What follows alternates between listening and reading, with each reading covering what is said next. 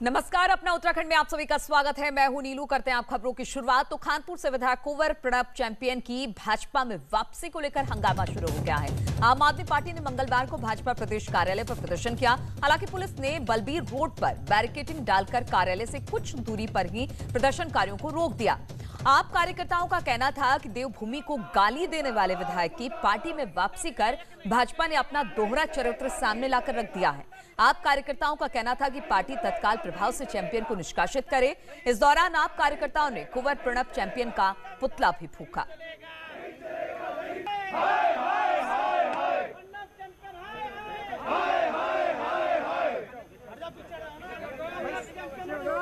तो तस्वीरें आप देख सकते हैं किस तरह से कुंवर प्रणब चैंपियन को लेकर अब राजनीति शुरू हो गई है। आप कार्यकर्ताओं ने तो आज भाजपा का पुतला भी फूंक दिया। उन्होंने कहा कि कुंवर प्रणब को वापस पार्टी में लेने का जो निर्णय भाजपा ने किया है वो उसके दोहरे चरित्र को दर्शाता है और इसी को लेकर अब लगातार आप प्रदर्शन कर रही है। और सबसे बड़ी बात यह है, आप प्रदर्शन भी क्यों ना करें, क्योंकि उत्तराखंड में कहीं ना कहीं जो जमीन है वो तलाशने की कोशिश में है आप, और यही वजह है कि आज आप कार्यकर्ताओं का चैंपियन को लेकर यह प्रदर्शन हुआ है। उत्तराखंड में बीजेपी ने जिस तरह से संकेत दिए थे कि प्रणब की दोबारा से वापसी होगी पार्टी में, इसको लेकर उनका कहना था कि जो व्यक्ति उत्तराखंड को गाली देता है, जिसकी सोच इस तरीके की है, दोबारा से पार्टी में भाजपा उसे शामिल कर रही है, ये भाजपा के दोहरे चरित्र को दर्शाता है।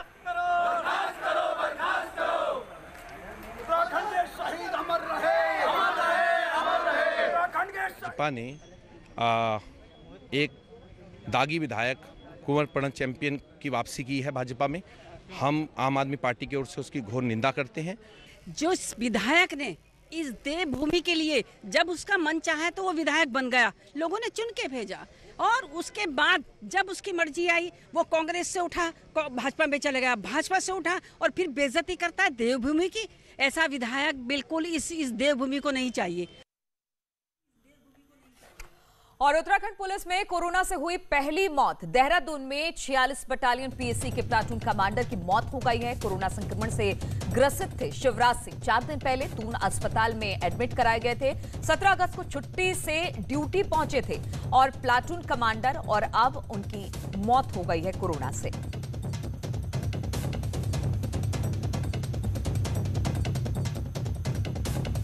तो 4 दिन पहले दून अस्पताल में हुए थे भर्ती और अब उनकी मौत हो गई है कोरोना से।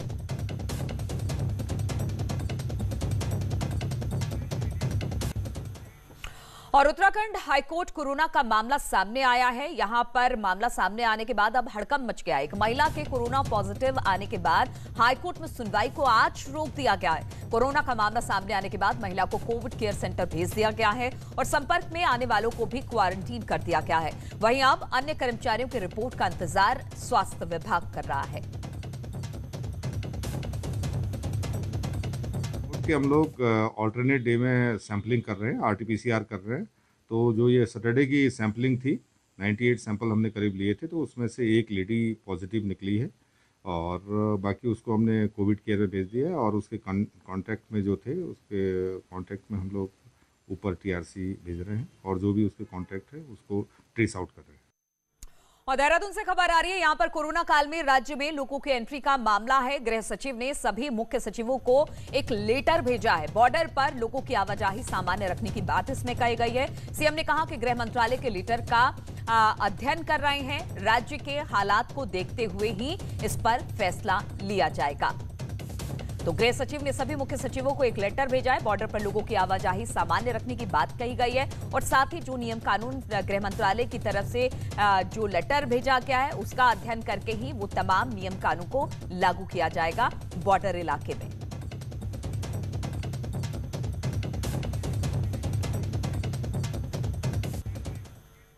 और देहरादून में कोरोना वॉरियर्स का सम्मान शिक्षा विभाग टीचर्स को देगा। कोरोना वॉरियर्स सम्मान कोरोना काल में काम करने वाले टीचर्स का यह सम्मान होगा। शिक्षक दिवस के अवसर पर उन्हें सम्मानित किया जाएगा। शिक्षा मंत्री अरविंद पांडे ने यह फैसला लिया है। तो कोरोना काल में जिस तरह से शिक्षकों ने काम किया है उसको लेकर शिक्षक दिवस के मौके पर कोरोना वॉरियर्स यानी टीचर्स को सम्मानित किया जाएगा और शिक्षक दिवस के दिन यह सम्मान उन्हें मिलेगा। इस बात की घोषणा शिक्षा मंत्री अरविंद पांडे ने की है।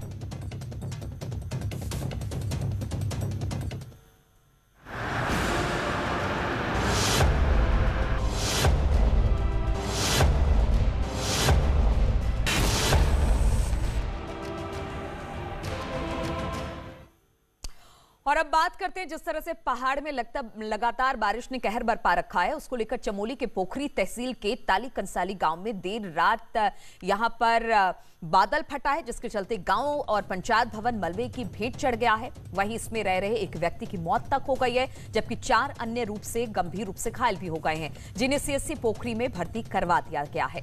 तो लगातार यहां पर बारिश आफत बनकर बरसी है और अब चमोली में ये मामला है, बादल फटा है और इस तरह की घटनाएं लगातार अलग अलग जगहों से देखने को मिली है, जहां पर बादल फटने के बाद कई भवन जो हैं वो क्षतिग्रस्त हो गए हैं और इसमें करीब करीब 4 अन्य गंभीर रूप से घायल भी हो गए हैं, जिन्हें सीएससी पोखरी में भर्ती करवा दिया गया है। तो तस्वीरें लगातार हम आपको दिखा रहे हैं चमोली की है, जहां पर बादल फटा और इसके बाद काफी नुकसान वहां पर देखने को मिला है। चमोली के पोखरी तहसील के ताली कंसारी गांव में देर रात बादल फटने के चलते जो गांव का पंचायत भवन है वो मलबे की भेंट चढ़ गया है। वहीं इसमें रह रहे एक व्यक्ति की मौत हो गई है, जबकि 4 अन्य जो घायल हैं उनको अस्पताल में भर्ती करवा दिया गया है। तस्वीरें हम आपको दिखा रहे हैं, बारिश ने किस तरह से पहाड़ों पर कहर बरपा रखा है।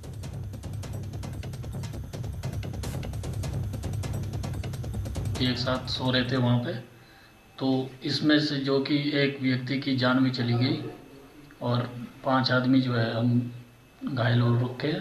वहाँ पे बहुत ज़्यादा लोग तड़प रहे थे रोड में, तो उनको मैं ट्रैक्टर के द्वारा फिर अपने घर पे ले गया और एक जो सीरियसली मरीज था, क्या बोलते उसका नाम, सेमवाल को मैंने डॉक्टर की सलाह पे उसको दूध और हल्दी का खिलाया।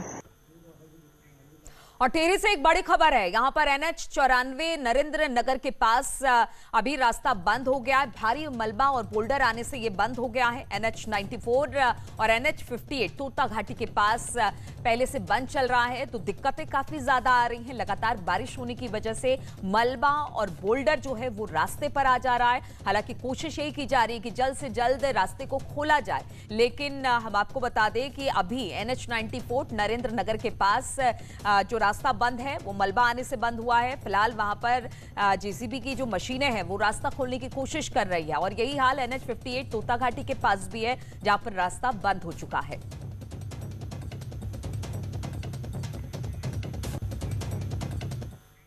और उत्तरकाशी से खबर है, यहां पर यमुनोत्री NH एक बार फिर से कुथनौर के पास पहाड़ी से मलबा आने के बाद बंद हो गया है। आप भी तस्वीरों में देखेंगे कि किस तरह से यहां पर पहाड़ी से रुक रुक कर मलबा गिर रहा है। वहीं दूसरी ओर तस्वीर आप देखेंगे कि कैसे पहाड़ का एक हिस्सा चंद सेकंड में जमींदोज हो गया। हालांकि गनीमत ये रही कि भूस्खलन के दौरान वहां पर कोई नहीं गुजर रहा था, जिससे जान का कोई नुकसान नहीं हुआ है, नहीं तो कोई बड़ा हादसा हो सकता था। तो तस्वीरें उत्तराखंड की और अलग अलग जगहों से कुछ इसी तरह की तस्वीरें हैं, जहां पर पहाड़ लगातार दरक रहे हैं।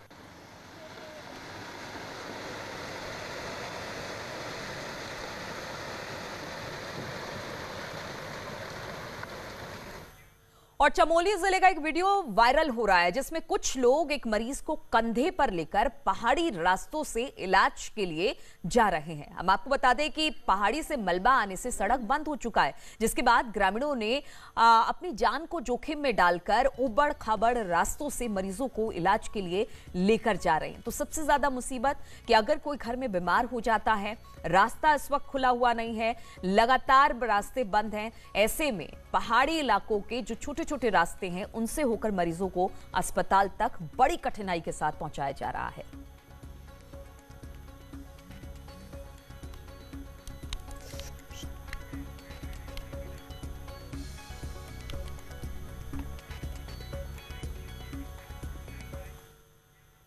और पिथौरागढ़ की मुनस्यारी में आसमानी आफत ने कुछ इस कदर तांडव मचाया कि सब कुछ जमींदोज हो गया। पुल, सड़कें, पैदल रास्तों तक का नामो निशान मिट गया। आम लोगों को आने जाने के लिए अपनी जिंदगी दांव पर लगानी पड़ रही है। ये वीडियो है सुरिंग नाले का, जो इन दिनों पूरे उफान पर है। ग्रामीण इस खौफनाक नाले को पाइप की मदद से पार कर रहे हैं।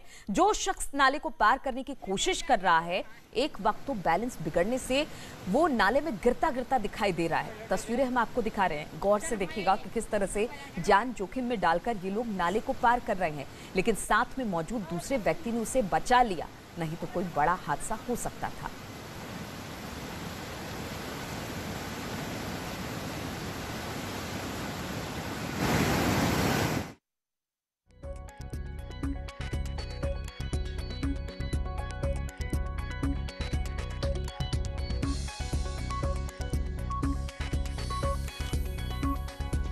पार करने की, लेकिन लगातार तस्वीरें हम आपको दिखा रहे हैं। एक बार को तो बैलेंस बिगड़ गया इस व्यक्ति का, लेकिन साथ में जा रहे दूसरे व्यक्ति ने किसी तरह से उसे संभाला और सकुशल नाला इस व्यक्ति ने पार कर लिया।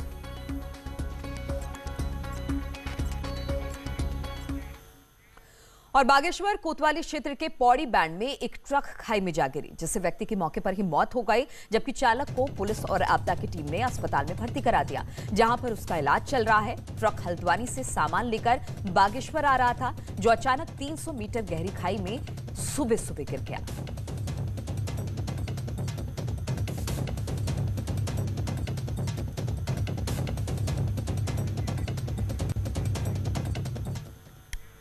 और प्रदेश में एक बार फिर से बारिश को लेकर मौसम विभाग ने अलर्ट जारी किया है। विभाग ने बताया कि 26 अगस्त से 28 अगस्त तक उत्तराखंड के कई जिलों में भारी से बहुत भारी बारिश की संभावना है। विक्रम सिंह ने कहा कि 3 सितंबर तक प्रदेश में लगातार बारिश होगी और इसके आसार बन रहे हैं और इसको लेकर अलर्ट जारी किया गया है।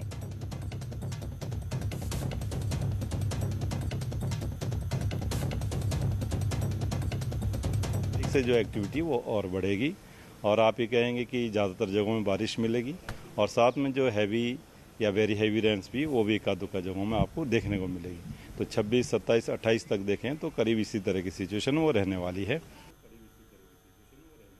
और ब्रेक के बाद एक बार फिर से आप सभी का स्वागत है। तो उत्तराखंड के ग्राम प्रधानों, क्षेत्र पंचायत और जिला पंचायत के जो भी सदस्य हैं वो लोक सेवा का नाम माना जाए, क्योंकि इस वजह से कोई भी जनप्रतिनिधि और ठेकेदार से जुड़ा कोई काम नहीं कर पा रहा और उन्हें कोई सैलरी भी नहीं मिलती। ऐसे में कांग्रेस सरकार के 2016 के फैसले की गलती 10,000 से ज्यादा जनप्रतिनिधियों को भारी पड़ रही है। यही वजह है कि सरकार के विधायकों ने मुख्यमंत्री त्रिवेंद्र सिंह रावत से इस फैसले में बदलाव की मांग की है, ताकि पंचायत प्रतिनिधि और ठेकेदारों का काम आसानी से हो सके।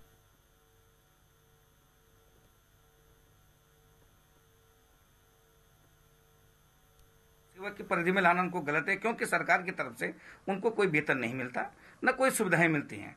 और इस प्रकार से अगर वो रोजगार भी नहीं करेगा, नौकरी भी नहीं करेगा, तो निश्चित रूप से आप ये समझिए कि उनको भ्रष्टाचार करने के लिए प्रेरित कर रहे हैं। तो मैं समझता हूँ ये काला कानून जो कांग्रेस के द्वारा 2016 में लाया गया था, उसको हमारी सरकार से हमने मांग की है कि इसको समाप्त किया जाए। कांग्रेस सरकार ने जनप्रतिनिधियों की भावनाओं के साथ खिलवाड़ किया है।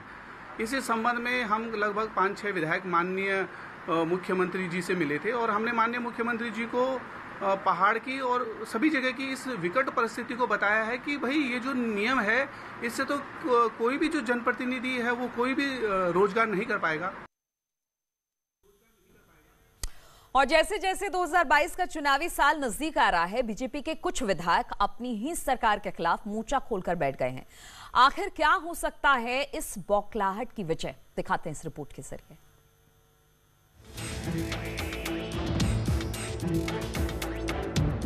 2022 को करीब देख किच्छा से विधायक राजेश शुक्ला और चंपावत से विधायक पूरन फर्त्याल के तेवर बगावती हो चले हैं। ऐसे में सवाल है कि क्या जनता का दर्द विधायक जी को पार्टी से बगावत पर मजबूर कर रहा है या कोई और वजह है?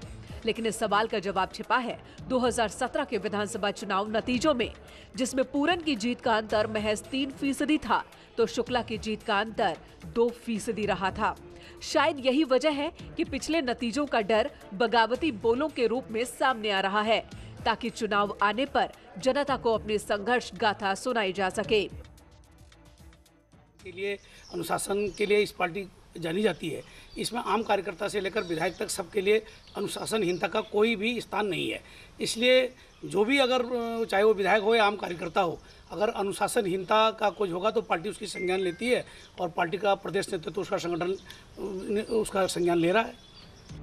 साफ है, बीजेपी भले ही बचाव करे, लेकिन विधायकों के बगावती तेवर पार्टी के लिए अच्छे संकेत नहीं, क्योंकि विपक्षी कांग्रेस को इससे सरकार पर सवाल उठाने का मौका ही मिला है। और भारतीय जनता पार्टी की सरकार प्रदेश में जो जन विरोधी सरकार चल रही है, इससे जनता भी त्रस्त है और अब क्योंकि भारतीय जनता पार्टी के विधायकों का भी असंतोष बाहर आ रहा है, तो ये सरकार के कार्यप्रणाली पर एक सवाल खड़ा करता है। सार्वजनिक बयानबाजी से बीजेपी को कटघरे में खड़े करने वाले विधायक भले ही अपनी जमीन बचाने की जद्दोजहद में हो, लेकिन एक बात साफ है कि 2022 में विधायकों की कुर्सी बचे या न बचे, पार्टी को बड़ा नुकसान जरूर हो सकता है। हल्द्वानी से शैलेंद्र नेगी की रिपोर्ट, न्यूज़ 18। और दिल्ली की आम आदमी पार्टी एक बार फिर से उत्तराखंड में अपना जनाधार खोज रही है, जिससे कांग्रेस में हलचल है। और इस सबके बीच कांग्रेस के भीतर से सुधार के सुर उठने लगे हैं। कांग्रेस के पूर्व राष्ट्रीय सचिव प्रकाश जोशी ने प्रदेश कांग्रेस नेताओं को अपनी कार्यप्रणाली में बदलाव का सुझाव दिया। जोशी ने कहा कि पार्टी को नई रणनीति पर सोचने की जरूरत है। जोशी ने परिवर्तन के साथ नए लोगों को मौका देने की मांग भी उठाई। पार्टी का एक सिपाही हूं, इसलिए मैं कहूंगा समय समय पर अपनी कार्यप्रणाली के बारे में ज़रूर मंथन करते रहना चाहिए, क्योंकि सतत प्रक्रिया है। ज़रूरी नहीं है कि हम रोज़ जो काम कर रहे हैं वही हमें परिणाम तक सही पहुंचा सके, वही सही हो। हमेशा कुछ न कुछ परिवर्तन भी होने चाहिए, कुछ न कुछ कार्यप्रणाली बदलनी चाहिए, नए लोगों का समावेश होना चाहिए जो लोग कहीं राजनीति में नहीं हैं। ये किसने बोला कि पूरे प्रदेश में अगर मान लीजिए कुछ हज़ार लोग राजनीतिक फील्ड में हैं तो उनके अलावा नए लोगों की एंट्री नहीं होनी चाहिए? ये किसने बोला? होना चाहिए। और कोरोना काल में उत्तराखंड में अन्य राज्यों से आने वाले पर्यटकों को लेकर कोविड नियमों में पर्यटन मंत्री ने ढील देने की बात कही है। पर्यटन मंत्री सतपाल महाराज ने अन्य राज्यों के पर्यटकों को आने के लिए आमंत्रित करने और नियम कायदों में थोड़ा ढील देने की बात कह दी है, जिससे उत्तराखंड में एक बार फिर पर्यटन गतिविधियां शुरू हो सके। पर्यटन मंत्री का कहना है कि मुख्यमंत्री से इस संबंध में बातचीत की गई है। वो हमने मुख्यमंत्री जी से भी कहा है कि और स्टेटों में धीरे धीरे नॉर्मलाइज हो रहा है, तो यहाँ भी नॉर्मलाइज कीजिए। तो अब वो उनको करना है और निश्चित रूप में जब नॉर्मलाइज हो जाएगा तो फिर हमारे काफ़ी जो पर्यटक हैं वो और स्टेटों से भी आएंगे, तो यहाँ फ्लक्स बढ़ेगा और यहाँ संख्या बढ़ेगी।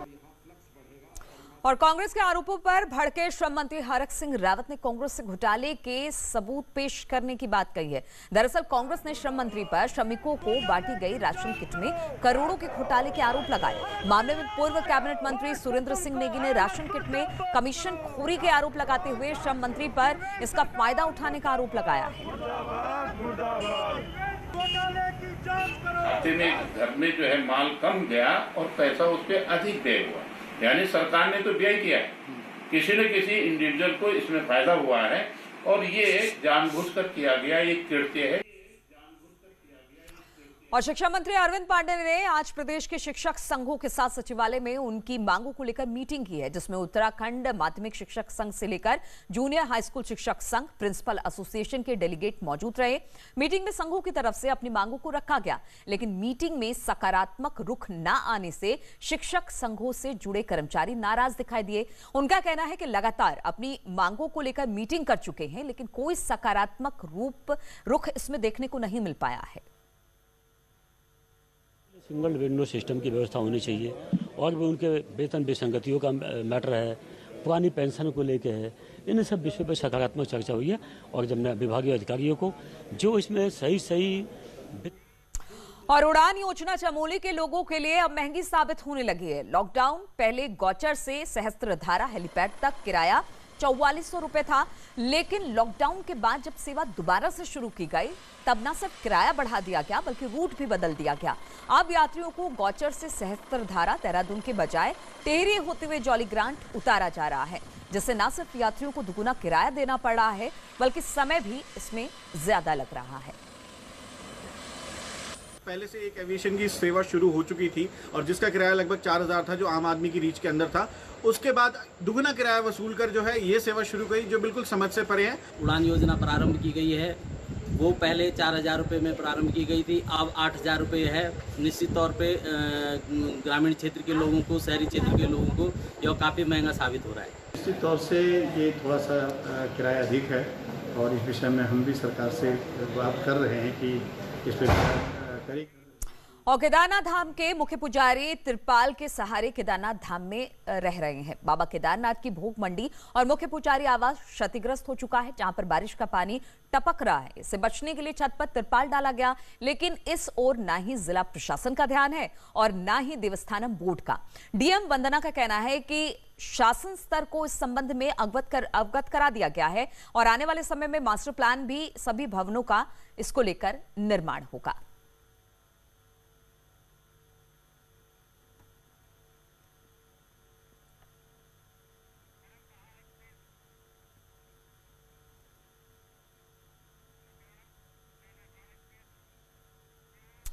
और अब देख लेते हैं पहाड़ एक्सप्रेस।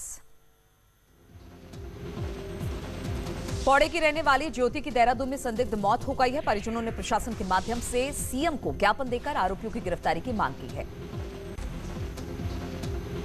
पिथौरागढ़ में कांग्रेस ने लंबे समय से अधूरी पड़ी कार पार्किंग को लेकर विरोध प्रदर्शन किया। अल्मोड़ा में लोग कोरोना नियमों का नहीं कर रहे पालन। प्रशासन की लापरवाही से बिना मास्क की बाजारों में घूमने निकल पड़े लोग।